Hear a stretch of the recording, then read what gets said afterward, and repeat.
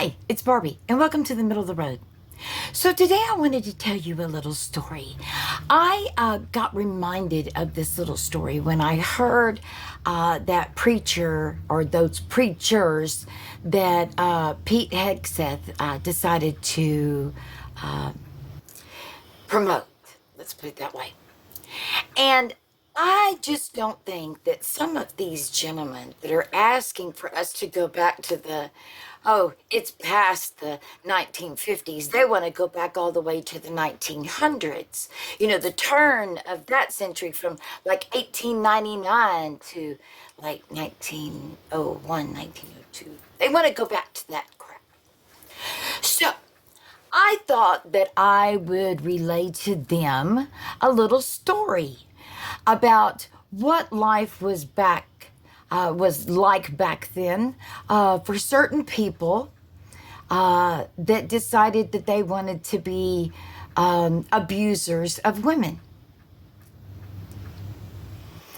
So there is this little folklore story that I know of where this family, it was a fairly large family. I think they had like 8 kids. And one of the sisters was taken advantage of. Well, of course, she was embarrassed, and of course, she didn't tell, because no, women don't tell, because why do we tell? Because somebody's going to say, oh, it's your fault. It was because of what you had on. It was because of this. It was because of that. And it's not because of any of that stuff. It's just because the men that perpetrate these crimes don't want to accept responsibility for not being able to control their own bodies, their own minds, their own urges. Let's get real. That's where the problem lies. But anyway, this is around 1900 when this happened. So a couple months goes by and the girl finds out she's pregnant. Her brothers find out. Well, this was a small town in Texas. And word gets around. And the boy that took advantage of the sister, they decided he was going to haul ass. He was going to leave town because he didn't want to face the consequences of his actions. He didn't make it out of town. They found him shot by the railroad tracks with his satchel. Everybody in town could see that he was running like a bitch. So, if some of these men out there think that they want to go back to the 1900s, there's plenty of y'all. There's plenty of y'all. We'll just start shooting you.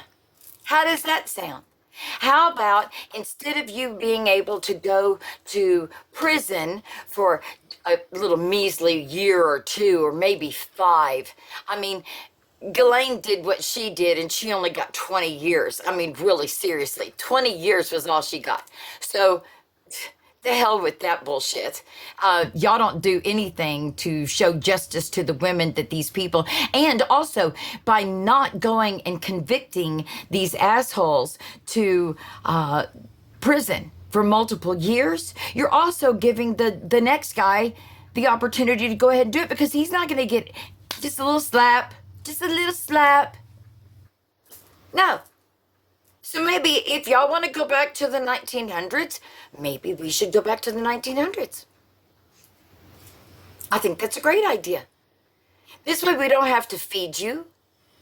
We don't have to clothe you while you're in prison.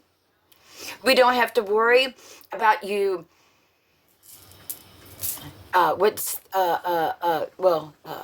perpetuating again and again and again and again, because y'all do. And you protect each other. That's another thing. Well, in some cases. See, there are still some families out there, though, that if they found out that you had done something to their daughter, in fact, there was a gentleman about 10 years ago. He had bought a piece of land. He had hired some guys to come on the land and do some work for him. Well, the family would go there on the weekends and everybody would work and the kids would play and run around all over the place. He found one of the workers messing with his 5-year-old daughter. And he beat him to death. The dad did not get prosecuted for that. Maybe that's what needs to happen. Y'all want to go back to,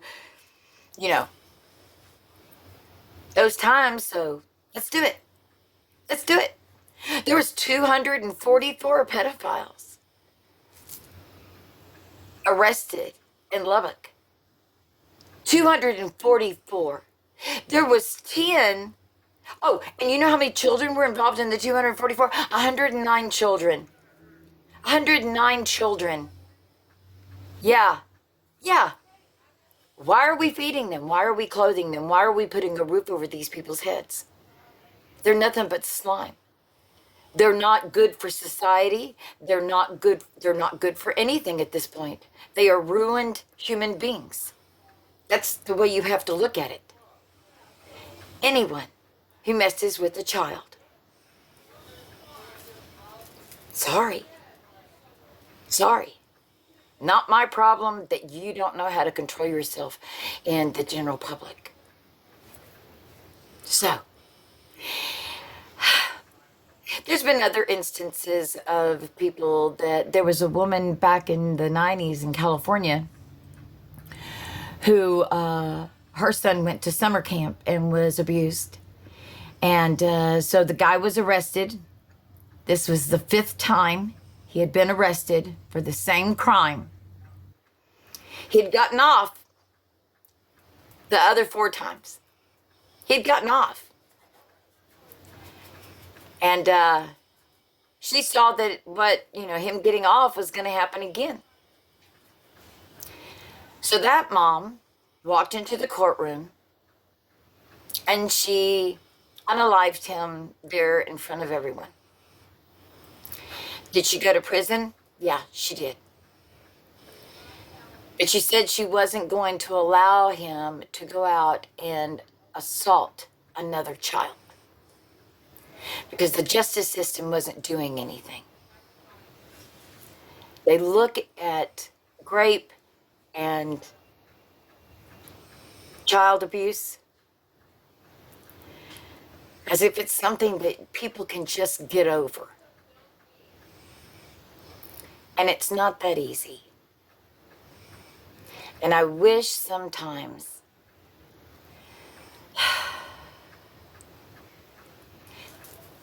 I'll say it this way.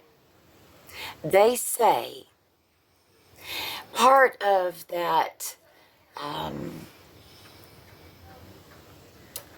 process that you go through when you pass away, if you watch any of the near-death experience videos, there's plenty of them on YouTube. But if you watch any of those, they all talk about when the review of their life comes up, it's also an accountability time. That's when I think what I call your own personal hell. Because everything that you've ever done to hurt another human being, you are going to feel that pain 10 times worse. I take pleasure in the fact that they may not, some of them, may not feel it here, but they will feel it. Y'all want to go back to 1900s? You sure about that? Ooh, and I thought of something else. When was the last time these stupid son of a bitches actually watched Green Tomatoes? Maybe they need to do a refresher course. Maybe they need to go watch Green Tomatoes. We know how to take care of shit. So, anyway, y'all have a great day. And peace out.